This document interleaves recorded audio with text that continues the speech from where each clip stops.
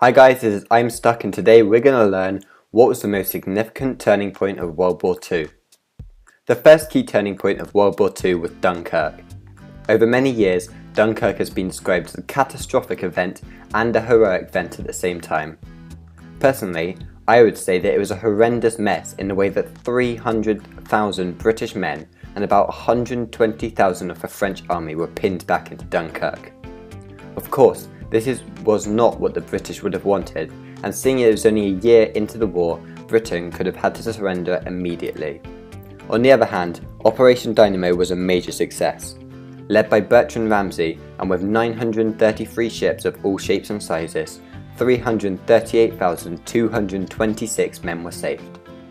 This is clearly a turning point because it saved Britain from a potential disaster. Furthermore, these statistics were much better than Winston Churchill would have ever expected. An expected 10% of people were expected to be saved. With the rough waters of the English Channel, this seemed like a reasonable amount. However, an outstanding 80% were saved. This is partly down to the tactics of the British, but obviously the miraculous weather played a vital part. The ocean was unexpectedly calm, and this meant that all the British, French, Belgian, Dutch and Norwegian ships were able to cross the channel without too much hassle. As a result, only 236 ships were lost. Overall, I would conclude that Dunkirk was a turning point because of the amount of lives saved. If Operation Dynamo wasn't carried out or was not successful, Britain would have lost 300,000 British valuable men. However, these soldiers were in fact saved, and this meant Britain were able to fight on in World War II and of course end up winning the war. Another key turning point in World War II was the Battle of Britain. Germany had had major success before the war. They had invaded Norway, the Netherlands, Belgium and most recently France. Now they had turned their attention to the UK. There was however one problem. They had to find a way to cross the English Channel.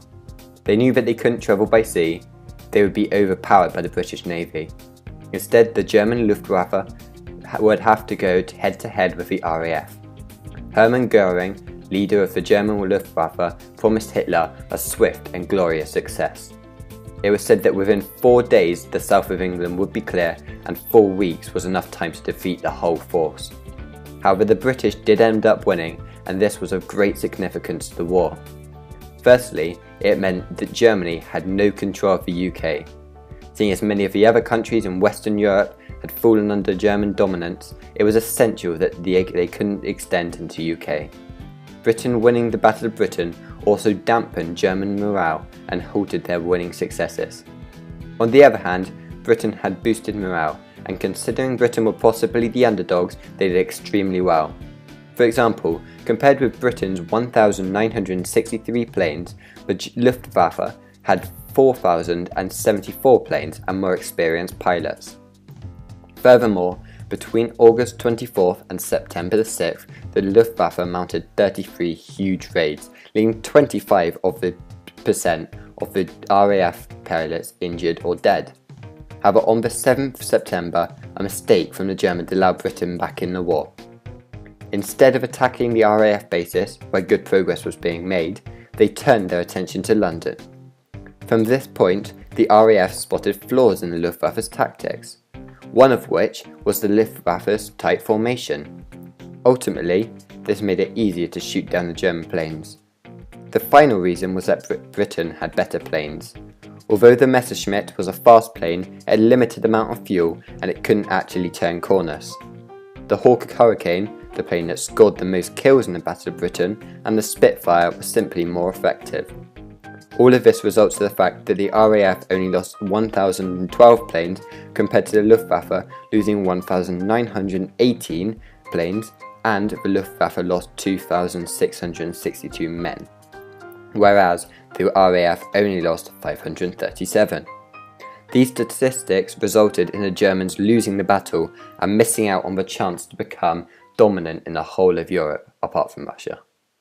The next influential battle was Stalingrad. Although Stalingrad may seem an interesting choice for Hitler to target, he did have his reasons. Firstly, Stalingrad supplied oil, and of course oil was essential, and Stalingrad was Stalin's city.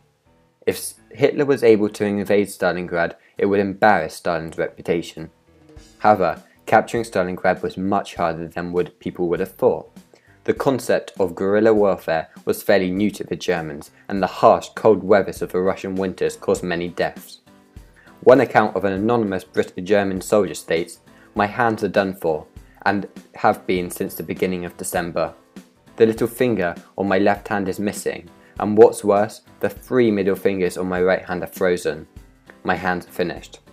Of course, this was very common for the German soldiers, and ultimately approximately 750,000 were killed.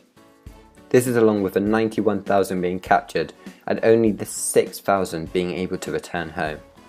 The Soviets lost many men, however. In fact, the Soviet army lost 478,741 men, with 650,878. As a sense of scale, the US Army lost 416,800 men during the whole of World War II. One thing that was very influential in the Battle of Stalingrad was snipers.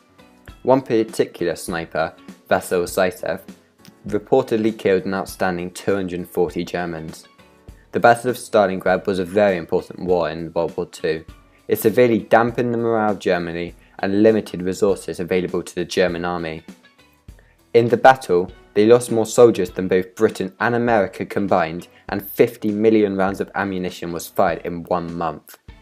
Furthermore, the Germans had committed 1,011,000 men, 10,250 artillery pieces, 675 tanks, and 732 planes. As a result, Germany were a much weaker target, and with the loss of all these troops, they were unable to fight on for too much longer. In addition, if Germany managed to take Stalingrad, they would have been in an extremely strong position, and a British victory would have nearly been completely unthinkable. Germany would have ruled all of Europe. The final influential battle in World War II is Pearl Harbour. It happened on December 7th of 1941. Japan thought that war with America was inevitable, and seeing as Japan wanted to keep on increasing their empire, they turned to Hawaii, or more specifically the American Navy base Pearl Harbour. Japan's attack was completely unexpected, and many of the American soldiers were either sleeping or eating breakfast. Consequently, 1,998 of the American Navy were killed, along with 109 Marine Corps, 233 of the Army, and 48 civilians.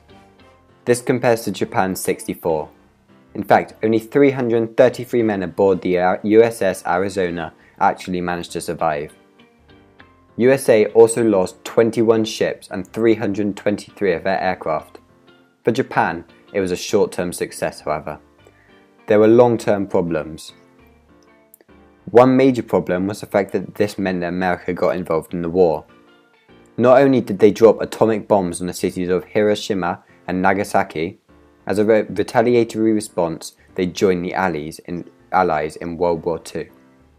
Seeing as the USA were a very powerful country, this severely halted the Nazis' chance of winning the war, as they had another opponent in the war.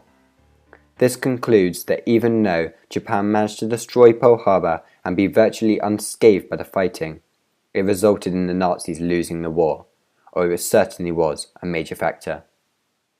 Thanks for watching, and watch our other videos. Please like and subscribe. Thank you.